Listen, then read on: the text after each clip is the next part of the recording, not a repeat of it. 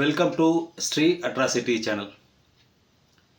திரு கீவா ஜெகநாதன் அப்படின்றவரது மிக பழம் எழுத்தாளர்,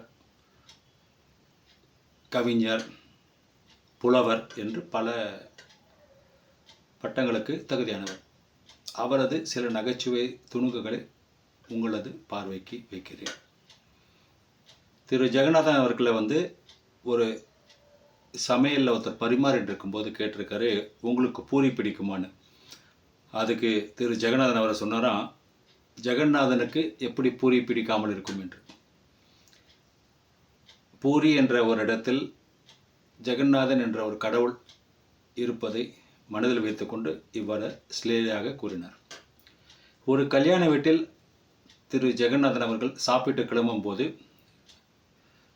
அவரது கை அலம்புவதற்காக ஒரு குவளையில் நீர் எடுத்து கொடுத்தார் ஒருத்தர். அப்போ இவர் திரு ஜெகநாதன் நகைச்சுவையாக கூறினாராம், சாதாரணமாக நீரில்தான் குவளையில் இருக்கும், ஆனால் இங்கு குவளையிலே நீர் இருக்கிறது என்று. ஒரு சமையல் பந்தியில் ஒரு அம்மா ஒரு பொண்ணுக்கு உப்புமா விட்டுருக்காங்க. அந்த பொண்ணு குத்துதுன்ற மாதிரி ஒரு வார்த்தையை சொல்லும்போது திரு ஜெகநாதன் அவர்கள் அந்த உப்புமாவை சுவைத்து விட்டு சொன்னாராம், உப்புமா ஏன் குத்துகிறது என்றால் உப்புமா ஊசி போய்விட்டது என்று. அதே போல தொடர்ச்சியாக விழாக்களில் பேசுவதால் ஒரு முறை திரு ஜெகநாதன் அவர்களுக்கு தொண்டை கட்டிவிட்டது. அந்த தொண்டை கட்டி சரி செய்வதற்காக அவருக்கு காஃப் சிரப் மாதிரி கொடுக்காங்க.